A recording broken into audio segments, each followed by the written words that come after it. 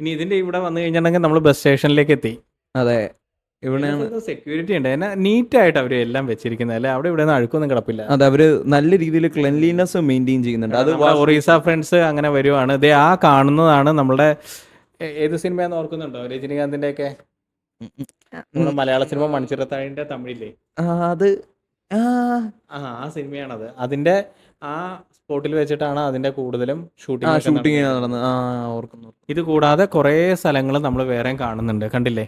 നമ്മുടെ സെൻട്രൽ ജയിലില് അതായില്ലേ, സെൻട്രൽ ജയില്, അങ്ങനെ ഓരോരോ സെൻട്രൽ ജയില്. ഇതൊക്കെ കഷ്ടപ്പെട്ട് പണിതെടുക്കാൻ സമ്മതിക്കണം അല്ലേ, എന്തോരം കാശ് ചെലവായിരിക്കും അല്ലേ. പിന്നെ ഇതൊക്കെ ഇതിനുള്ളിലൊക്കെ ഓരോ സിനിമ ഷൂട്ടിങ് നടക്കുന്നുണ്ട് കേട്ടോ. അതിന് അനുബന്ധിച്ചുള്ള ആൾക്കാരൊക്കെ അതികൂടെ പോകുന്നത്. ഇതിനകത്ത് പ്രൈവറ്റ് കാർസ് ആയിട്ട് പോകുന്നത് സിനിമയുടെ വർക്കിനും അങ്ങനത്തെ ആവശ്യങ്ങൾക്ക് വരുന്നത്, അല്ലാതെ വേറെ പ്രൈവറ്റ് കാർസ് ഒന്നും നമ്മുടെ രാമോജി ഫിലിം സിറ്റിക്കകത്ത് അലൗഡ് അല്ല. ഇതേപോലെ ഓരോ ഇതിന്റെ ഉള്ളിൽ ഓരോരോ 2, 3, 4 സിനിമയൊക്കെ സൈമിൾട്ടേനിയസ്ലി അതിന്റെ ഉള്ളിൽ നടക്കുന്നുണ്ട്, ഷൂട്ടിങ്ങും കാര്യങ്ങളും. അതെ. ഇനി അങ്ങനെ നമ്മുടെ ബാഹുബലി സെറ്റിലേക്ക് എത്തി. ആക്ച്വലി ഒരിക്കലും മിസ് ചെയ്യരുതാത്തൊരു സംഭവമാണ് ഇത് കേട്ടോ.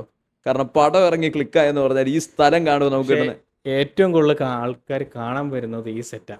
അതാ, ഒരു മിസ് ചെയ്യാൻ പറ്റും. എന്ത് ഏരിയയിലാണ് അത് വിരിഞ്ഞിരിക്കുന്നത് അല്ലേ. അയ്യോ ഗൈസ്, നമ്മൾ ആക്ച്വലി ഒരു വലിയ സ്ഥലം പോലെയല്ലേ മറ്റേ രാജാവിന്റെ നമ്മുടെ അമരേന്ദ്ര ബാഹുബലിയുടെ ഫോട്ടോ തോന്നുന്നു. നമുക്ക് സൈറ്റിലേക്ക് പോകാം അല്ലേ. ബാഹുബലി